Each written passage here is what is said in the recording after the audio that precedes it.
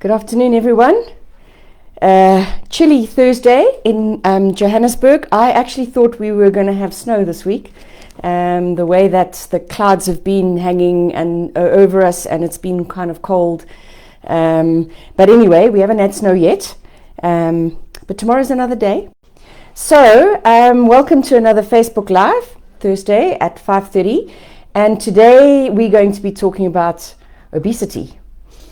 And this is a topic which I think it gets a lot of press, and it also doesn't get a lot of press. So there's lots of medical articles, and you can find a lot of stuff on obesity in people, and you can also find a lot of stuff on obesity in dogs and cats. Cats are more prone to it even than dogs, and yet somehow it also is a topic which we don't speak about very often. And if someone who's listening can just give me a thumbs up that my microphone is working so that I'm not completely silent. Thank you. So, what is obesity? So when we use the term obesity from a medical perspective, it is considered, if a dog is 15%, that's 15% over its ideal body weight, then the dog is considered obese. And for cats, if they are 30% over their ideal body weight, then the cat is considered obese. And then that brings us to the question, what is an ideal body weight? So I'm going to just run through, I've made pictures, I've got skeletons, I've got live models today, so I hope we're going to have a lot of fun. But what is ideal body weight? So for those of you that haven't yet been on to one of the nutrition websites, thanks Kelsey, appreciate that, then most of the nutrition website, whether it's Hills, Eukanuba, Royal Canin, and even the World Association, World Small Animal Veterinary Association, they all have charts that look at what we call, as vets, we call body condition score. So what is the score of your dog, and where does ideal sit on that score? So the charts they either give a body condition score out of 5, or they give a body condition score out of 9. And so the 9 just gives you a couple more increments. I find 5 is way easier. The dog is either okay, underweight, or overweight. So a 5 out of 5 would be obese, a 4 out of 5 would be overweight, a 3 out of 5 is considered ideal for most people. For me, I like a 2.5 out of 5, and then a 2 out of 5 is underweight, and a 1 out of 5 is emaciated. So if we look at this little picture that I drew, so we've been doing some preparation for all of you. So this is just very briefly on the left-hand side is a body condition score 1 out of 5. If you look from the top, you can clearly see those are supposed to be pelvic bones. There's a very big indentation. I mean, the skeleton is very clearly visible. The dogs that are in townships or are not being fed properly or don't get food, the strays, they are emaciated. They'll be a 1 out of 5. If you look at them from the side, the tummy is very tucked up. The ribs are clearly visible. You don't even have to touch them. Okay, you can see them sticking out from under the skin. Okay, so that's a 1 out of 5.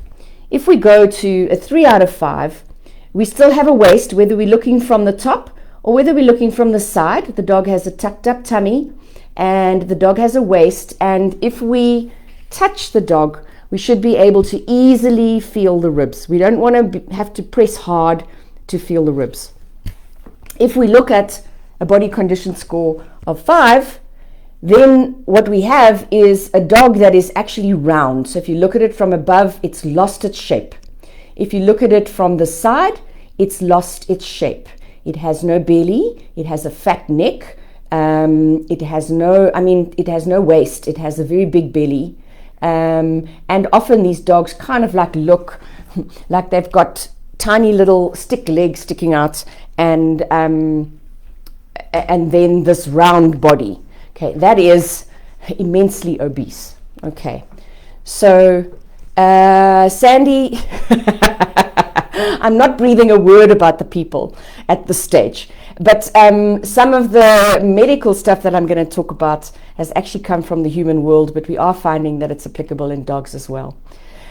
So that is a very simple body condition score, and it will basically, you can do a 2 out of 5 and you can do a 4 out of 5, and if you go onto any of those websites or you go onto the World Small Animal Veterinary Association website, you can see it in a lot more detail, okay, to help you.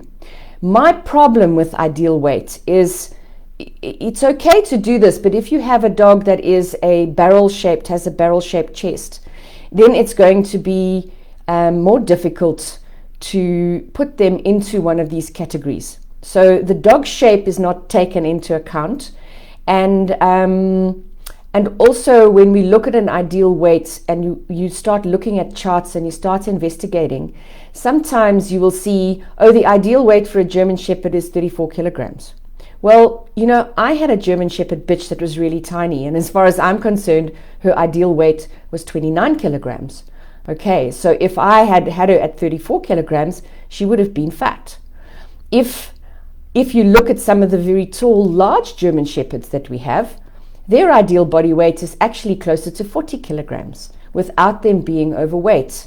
So this creates if we're looking at a breed and we're trying to use that as an ideal weight, it can create a little bit of a misinformation for clients and pet parents and so on.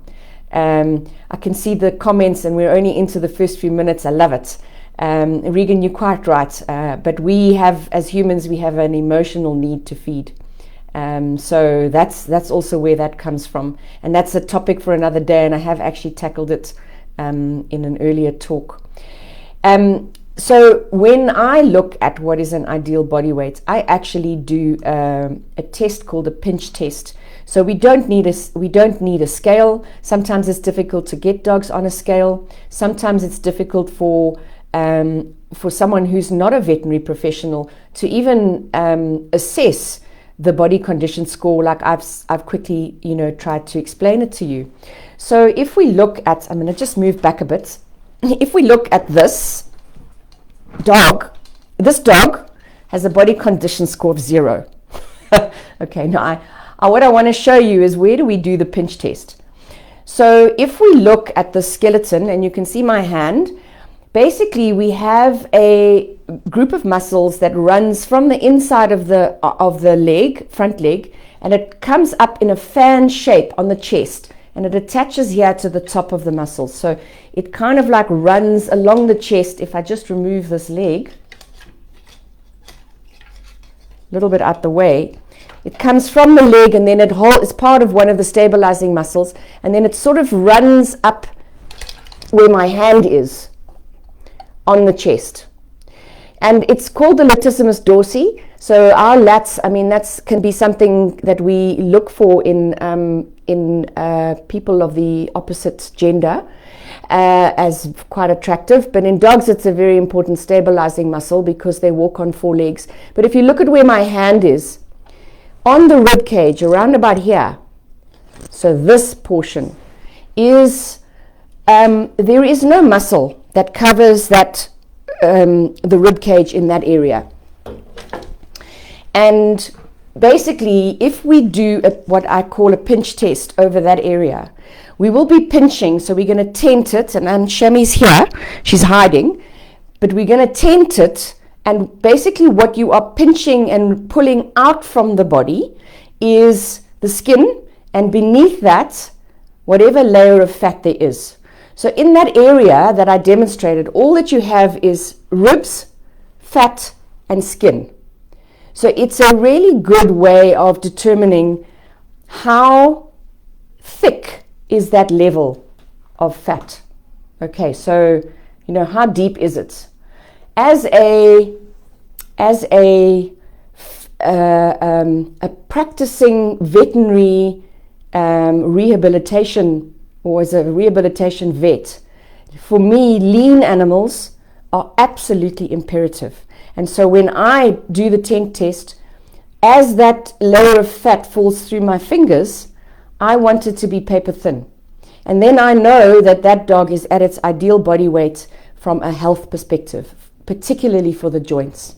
Okay, so I'm going to just pick up Shammy, excuse me, for a few minutes because she's hiding, because she knows something's up, it's out of routine. Come, Poodle. Come on, little dog. Come on. Come on. Come on. Come and help us. Come and help us learn. Come and help us learn. Okay. So, sit here with me. It's okay. Okay, and Shammy's even colder than I am. So let's just take the jacket off. Okay, my poo. It's all right. Oh, oh, oh, oh, oh, oh. Okay. Now, if I stand Shammy up and you imagine the skeleton. Okay, my dog, wait there. Wait there. So there's the sham, and you think about the skeleton. Here is the tummy tuck, okay? Here's the end of her rib cage. Here's the backbone. I must say to you, here's the muscle. Okay, so if we start looking at, we don't want to pinch that muscle. So it's about, if you look at the height, you're at the end of the rib cage. Just come a little bit forward because your fingers are over the rib cage, and you're about a third to half the way up. Then you're going to pinch and pull it out. And then there's a little layer that, well, in her case it's a little layer because I'm a good pet parent and she has joint issues. There's a little layer that slips through my fingers, and then I've got skin. Okay, so that, thank you, Shammy. That is something, I hope you guys were able to hear that. I just realized that my microphone fell off. That is something that is very easy for anyone to do, and the more you do it, the more proficient you'll become at figuring out how thick that layer of fat is. Okay, so when I say it should be paper thin, that's literally, as you're pinching it, remember it's a double layer. So I will allow 2 millimeters. So that's 1 millimeter actually of fat. And when a dog has that level of covering, it has sufficient fat in the abdominal area to protect the organs. Okay, because fat has a function. As much as many of us don't like it, we require fat to actually be healthy. Okay, but too much fat is a problem. So we've looked at what's obesity, what's the ideal weight. So now I just want to move over to why is obesity so detrimental to the health of our dogs and cats? And it affects our body in 2 ways. The first is wear and tear. The heavier a body, the more I have to work on it, the more my joints have to work, the quicker they're going to wear and tear. Okay. And the second is that what they have discovered in recent years is that that fat itself, fat tissue in excess, so when we eat too much, we form what is called white adipose tissue, and that tissue itself, those cells, actually instigate or start inflammation. So I'm going to go in a little bit more detail. If we look at the first one, wear and tear, okay, let's go to what is a joint and what will happen if that joint is carrying excess weight or bearing excess weight. So a joint is 2 bones. They are covered by cartilage, okay, and there's a joint capsule, and basically they move like this all the time. So it's this, if you think about even any mechanical engine has joints that are moving, okay, and if they don't have lubrication and they don't have the right stuff, then wear and tear, and even if they do, wear and tear eventually is going to cause that engine to fail. And our joints are no different. But that layer of cartilage is it has a very specific makeup, and the components of the cartilage are designed such that it holds on to water, it attracts water. So if you think, and this is why hydrating your body and making sure that you drink sufficient water is so important for joint health, Because if I have the perfect amount of water in my body, then I have the perfect amount of water sitting in my cartilage.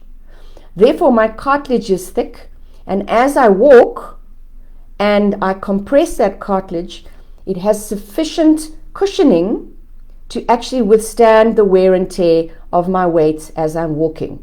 Okay. If I'm dehydrated, then that layer is thinner and the cushioning effect is less, and therefore I'm going to more readily damage my joints if my body is dehydrated. On the opposite side, if I'm carrying too much weight, even if I am hydrated, now I've got extra compression on that cartilage. Every time I step, the more likely it is that I'm going to damage that cartilage and create a joint issue. Okay, so I went onto the internet and I had a look, and it depends on what you read, but there are some articles and papers that say for every kilogram of body weight, there is 4 kilograms of weight on your knee joint. Okay, so that's 4 times the pressure on your knee joint. Another article said when I'm just walking on level ground, then my knees are being exposed to 1.5 times my body weight. Okay, so if I weigh 60 kilograms and I'm walking, my left knee is exposed to 90 kilograms of force and my right knee is exposed to 90 kilograms of force. Okay, if I weigh 70 kilograms and I'm walking, then my left knee is going to, now I've got to do the maths, my left knee is going to be exposed to 105 kilograms of force and my right knee is going to be exposed to 105 kilograms of force. And I've got 10 extra kilograms on me, but I've got 15 extra kilograms on each of my joints. Okay, that's just a very simple, I mean, I don't really know what the figures are, but it makes sense to me. If I'm walking up an incline, if I'm walking upstairs, then I'm just about 2 or 3 times the pressure.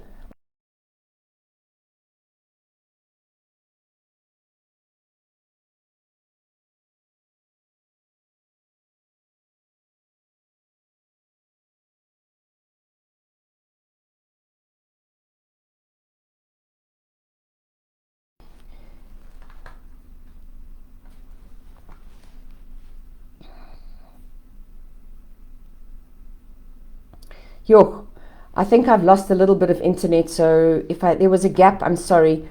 If your dog should only weigh 8 kilograms and it weighs 10 kilograms and now it is jumping up and down furniture and running up and down the garden chasing a ball, it's actually carrying, there's so much extra force. That's not just 25% more force that's being placed on the dog's joints. It's actually another 1.5 times that. So it's another like 75% force just by those 2 extra kilograms. Okay, so it's really important to start putting these things into perspective. Our joints and our cartilage, they're also dependent on nutrition and how well do we eat, and that's about, being overweight. But they're also about activity and the kind of activity that we do. The more we pound and the higher the impact, the higher the concussion, the more likely it is that we will have more wear and tear. More so if the impact and the pounding is with a body that is excess in terms of weight. Okay. The second thing that I want to talk about is fatty tissue actually causes inflammation.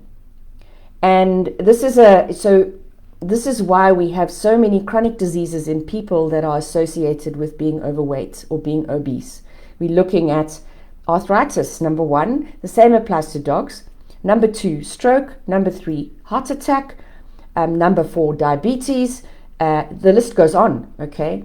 And we are finding, they call it a metabolic syndrome, and we are certainly seeing that our pets, our companions, are becoming more and more prone to these chronic diseases, and in this instance, particularly cats. Cats are very sensitive, in my opinion, to carbohydrates.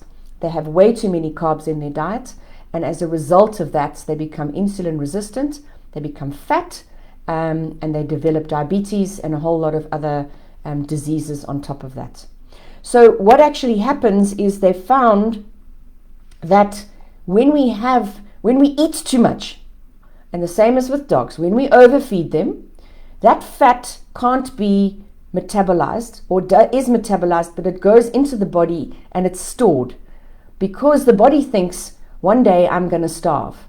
So our bodies are designed to store energy in the form of fat.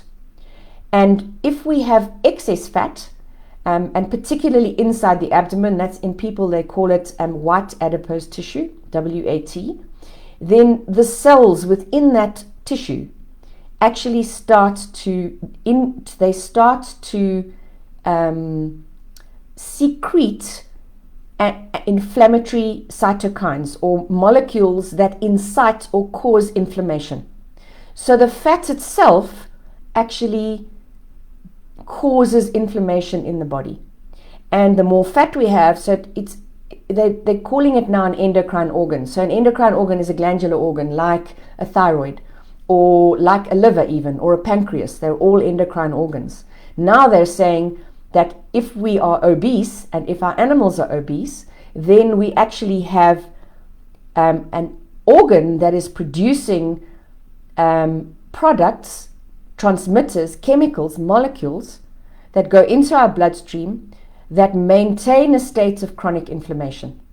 And there's now a new term for it. They call it metaflammation, like in metabolic inflammation. Okay, so it really becomes very important for us, in my opinion, and because of the line of work that I've moved into in veterinary medicine, it's really important that we start addressing the fact that our animals, our beloved companions, that we feed because we love, Regan, that our beloved companions are actually carrying too much weight, because that creates a job for me, because I'm seeing injuries, I'm seeing joint injuries all the time. But the thing is that if we managed the weight, and we were cautious, and we were able to monitor it, and we were